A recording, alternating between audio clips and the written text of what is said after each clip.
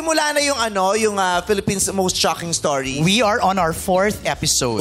So ito yung mga kwento na, or events, pagkukwento ng mga events na yumanig sa buong bansa.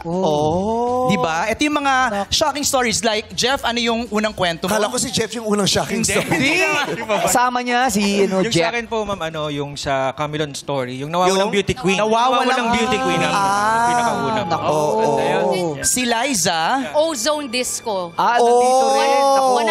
162 yung namatay nun. sa akin naman, yung mystery murder ni Miss Nida Blanca. Ay, shocking na. Shocking talaga siya. Kasi nagulat kami, meron talagang market yung ganito. Yung mga nanonood ng true crime, yung mga mabibigat na kwento at storya. Unsolved mysteries. Yes. Correct. True story. Actually, nakakatanggal bagot yan. Kapag sinimulan mo yun, dire-diretso. Diba, para siyang mani, pag sinimulan mong papakin, hindi mo na mahihinto. Kasi napaka-interesante niya, di ba? Na paano nangyari, paano masosolve, di ba? Yung mga ganyan. Tsaka hindi naman siya conspiracy, di ba? Totoo yan. nangyari. It's based on facts Di siya. ba? Totoo yun eh. Yes! Oo! Ganun yun Tama yan! Bawal lang. Bawal lang. boses mo.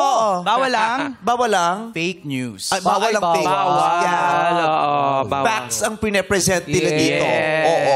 Tingnan mo kaya naman mga legit ang mga ating mga hosts. Parang Di galit ba? ka. Ano, no? Parang galit ka. Ay, hindi pwede magalit yung ganito kaganda today. Wow, fresh na fresh siya. Oo nga. Ay! Grabe naman. Ay!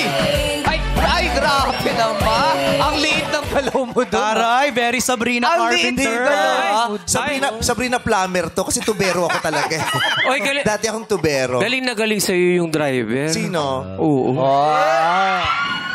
Grabe. Pag tayo na-feature dun sa Philippine Showbiz Most Shocking Stories, ha? Bakit naman kayo doon masyashock? Ay, ang pag-iibigan namin gumimbal yan sa Pilipinas. Alam ko bakit ka fresh. Bakit? Kasi malapit na yung concert mo! Yes! Pag natin puro nakakahiya sa mga Ay, guests. sorry. Agawan pa natin ng Kasi syempre kailangan.